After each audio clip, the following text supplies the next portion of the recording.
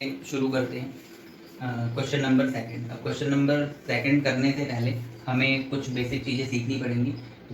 निकालना क्या है, तो क्वेश्चन एक पर हम पढ़ने लिखा गया है, पूर्णांकों के निम्नलिखित युग्मों के एचसीएफ और एलसीएम ज्ञात कीजिए तथा इसकी जांच भी करनी है। तो क्वेश्चन एक बार आप सभी लोग पढ़ लेना। अब पूर्णांकों के एचसीएफ निकालना है पूर्णांकों का, और एलसीएम भी निकालना है। तो किस विधि से निकालेंगे, तो अभाज्य गुणनखंड हमने सीख लिए। अब अभाज्य गुणनखंड विधि से एलसीएम और एचसीएफ ज्ञात करना है। तो ज्ञात करने के लिए सूत्र भी है, उसको आप लोगों को याद कर लेना होगा।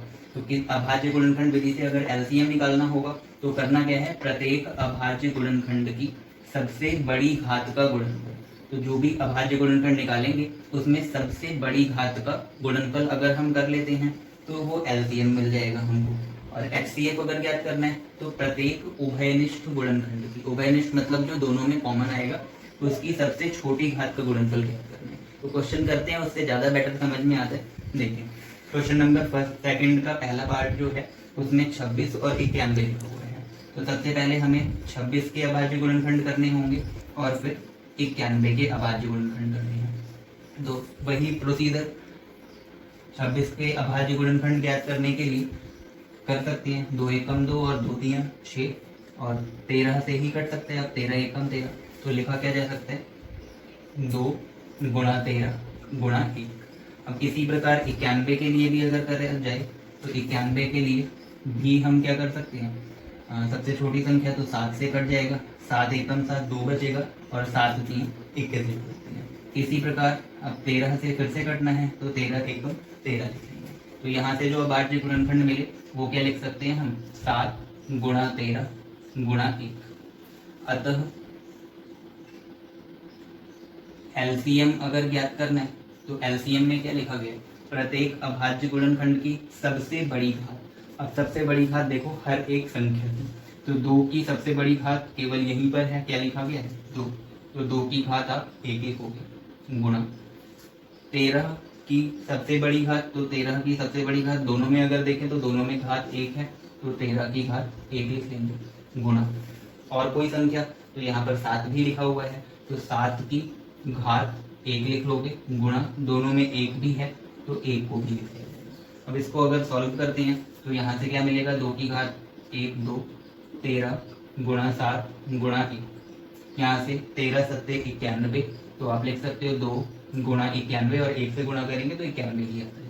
आगे अगर सॉल्व करें तो 2 एकम 2 और 2 ने 18। तो इससे आपको पता चल गया कि एलसीएम कितना आएगा हमारा, 182 के बराबर। अब इसी प्रकार एचसीएफ भी ज्ञात किया जाएगा। तो एचसीएफ ज्ञात करने के लिए क्या लिखा गया, प्रत्येक उभयनिष्ठ गुणनखंड। उभयनिष्ठ का मतलब कि दोनों में जो कॉमन आ रहा हो, तो दोनों में अगर देखा जाए तो कॉमन है क्या, एक तो 13 दिख रहा है और दूसरा कौन सी संख्या है, तो 1 है।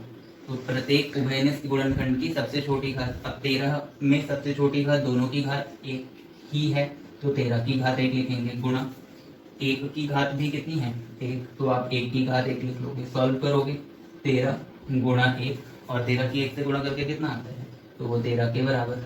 तो एचसीएफ जो आएगा वो कितना आ जाएगा, 13 के बराबर, और एलसीएम कितना आएगा, 182 के बराबर। उत्तर के आने के बाद हमें क्वेश्चन में ही जांच भी करनी है कि दो संख्याओं का गुणनफल बराबर होगा एलसीएम गुणा एचसीएफ के। तो दोनों संख्याओं का गुणनफल ज्ञात करना है, इसका मतलब संख्या 26 और 91 की गुणा करनी होगी। तो आप 26 लिख लोगे, गुणा 91 लिखोगे, बराबर एलसीएम कितना आया हमारा, तो 182 और गुणा 13। अब लेफ्ट हैंड साइड को अलग से गुणा करें और राइट हैंड साइड की अलग से गुणा करनी है। तो अब कैलकुलेशन आप लोगों पर डिपेंड करती है कि आप कैसे करेंगे। गुणा करके देख लेते हैं, 6 एकम 6 आ जाएगा और 2 एकम 2, ऐसे ही 9 3 54, 9 दूनी 18 और 5 23। तो इधर 6 6 3 और 2, इसका मतलब लेफ्ट हैंड साइड को सॉल्व करके 2366 मिल रहा है। अब राइट हैंड साइड को भी सॉल्व करें अगर, तो 182 को 13 से गुणा करना है। देख लेते हैं, 3 दूनी 6, 3 अट्ठे 24 के 4, 2 आ जाएगा हासिल, 3 एकम 3 और 2 5। 1 से करेंगे तो 2 एकम 2, 8 एकम 8 और 1 एकम 1। सॉल्व कर लेंगे तो 6 4 और 2 6 मिलना है, 8 और 5 13, हासिल 1 होगा, तो 1 और 1 2 लिखेंगे। तो यहाँ से भी कितना मिल गया 2366। इसका मतलब कि एलसीएम किसके बराबर, सॉरी लेफ्ट हैंड साइड किसके इक्वल आ गई है, राइट हैंड साइड के। तो ये जांच के हिसाब से देखा जाए तो हमारा उत्तर जो आया है वो बिल्कुल ठीक है, क्योंकि लेफ्ट हैंड साइड जो है वो राइट हैंड साइड के इक्वल। स्टार्ट करते हैं क्वेश्चन नंबर 3। और एक बार क्वेश्चन आप पढ़ लीजिएगा, लिखा हुआ है अभाज्य गुणनखंड विधि से निम्न संख्याओं का एचसीएफ और एलसीएम क्या करना है। आइए थर्ड क्वेश्चन में भी सेम वही प्रोसीजर अप्लाई करना है जो हमने सेकंड क्वेश्चन में किया था। तो सबसे पहले तीन संख्याएं दी हुई हैं 12, 15 और 21। इन तीनों के अभाज्य गुणनखंड ज्ञात करेंगे। तो ये छोटी संख्याएं हैं, आसानी से गुणनखंड निकल सकते हैं। तो आप लिख सकते हो 2 गुणा 2 गुणा 3 गुणा 1, या अब आप देख सकते हो 2 दूनी 4 या 12। अगर नहीं समझ में आए तो वही प्रोसीजर है इसका भी करने का, रफ वर्क में आप इधर कर सकते हो। 12 लिख लोगे, 2 6 12, और 2 के पहाड़ी में ही 6 भी आता है, तो 2 3 6, 3 एकम 3 और 1 लिख लेंगे। तो इस रूप में लिखा जा सकता है अभाज्य गुणनखंड के गुणनफलों के रूप में। अब इसको 2 की घात क्या लिख सकते हैं, 2 गुणा 3 गुणा। इसी प्रकार 15 को अगर देखें तो 3 पंजे 15 होता है, तो 3 गुणा 5 गुणा 1 लिखा जाएगा। तो यहाँ पर भी वही लिख लिया। अब इसमें भी आप इसी रूप में लिख लो, 3 गुणा 5 गुणा 1। इसी प्रकार अगली संख्या 21 है। 21 को भी क्या लिख सकते हैं, 3 सत्ते 21 होते हैं, तो 3 गुणा 7 गुणा 1, या इसी रूप में एक बार फिर से लिख लिया जाए तो 3 गुणा 7 गुणा 1 आ जाए। अब हमें ज्ञात क्या करना है, एचसीएफ और एलसीएम। तो सबसे पहले अगर एचसीएफ निकालें तो एचसीएफ में लिखा गया था उभयनिष्ठ गुणनखंडों की सबसे छोटी घात का गुणनफल।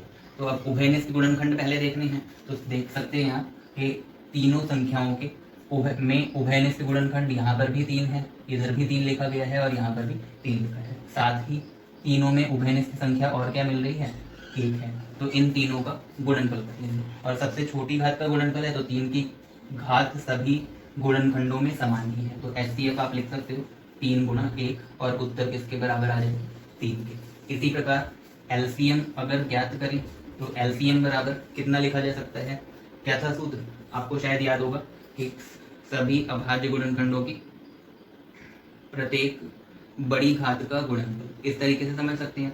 तो जितने भी अभाज्य गुणनखंड हैं उनकी बड़ी घात देखनी है। तो यहाँ पर अगर 2 को देखें तो 2 की सबसे बड़ी घात क्या लिखी हुई है, 2 की घात 2 गुणा। अब 3 की सबसे बड़ी घात देखनी है तो 3 की सबसे बड़ी घात क्या है, 3 की घात 1 गुणा। 5 की सबसे बड़ी घात देखनी है तो 5 केवल एक ही संख्या के साथ आ रहा है, तो 5 की घात 1 लिख लेंगे गुणा। 7 भी केवल एक ही संख्या के गुणनखंड में आ रहा है, तो 7 की घात 1 और गुणा 1 लिख लेंगे। अब 2 की घात 2 सभी को पता है 4 आता है, 5 3 15 लिख लेंगे गुणा 7 गुणा 1 आ जाएगा। अब सॉल्व कर लें तो 15 चौक 60 गुणा 7 एकम 7 और 6 सत्ते 42 होता है, तो 420 एलसीएम आ जाएगा, और एचसीएफ कितना होगा, 3 के बराबर। तो इस प्रकार हम अभाज्य गुणनखंड विधि से इन तीन संख्याओं का भी एचसीएफ ज्ञात कर सकते हैं और एलसीएम ज्ञात कर सकते हैं। वही प्रोसीजर है जो लास्ट सेकंड क्वेश्चन में किया था। सूत्र आप लोग एक बार फिर से याद कर लेंगे, उसी के आधार पर हमें इन क्वेश्चंस को करना है। अब इसका फर्स्ट पार्ट कर लिया गया है, सेकंड और थर्ड पार्ट इसमें भी हैं, वो भी आपके गृह कार्य में ही रहेंगे। वैसे ही अगर नहीं समझ में आए तो आप मेरे से पूछ सकते हैं। तो आइए क्वेश्चन नंबर 4 की तरफ पढ़ते हैं। क्वेश्चन में दिया गया है, एक बार आप लोग भी पढ़ लेंगे, मैं पढ़ के बता देता हूँ। एचसीएफ 306 और 657, ये दो संख्याएं हैं 306 और 657, उनका एचसीएफ 9 के बराबर है। तो आपको 306 और 657 का एलसीएम ज्ञात करना है, ठीक है। तो क्वेश्चन को ध्यान से समझ लीजिएगा, दो संख्याएं दी हुई हैं, इन दोनों संख्याओं का एचसीएफ 9 है और इन दोनों संख्याओं का ही एलसीएम ज्ञात करना है। तो आप लिख सकते हो, चूंकि हमें ज्ञात है दो संख्याओं का गुणनफल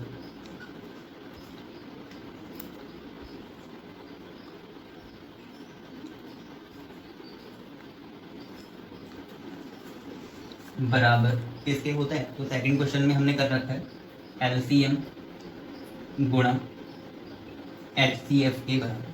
तो दो संख्याओं का गुणनफल, इसका मतलब क्या, इन दोनों संख्याओं का गुणनफल हम लिख सकते हैं। तो आप लिख लोगे 306 गुणा 657 बराबर एलसीएम ज्ञात करना है। तो एलसीएम किसका ज्ञात करना है, वो दोनों संख्याएं लिख लेते हैं। एलसीएम 306, 657 और गुणा HCF किन दो संख्याओं का दिया हुआ है, तो 306, 657, ऐसा लिखा जा सकता है।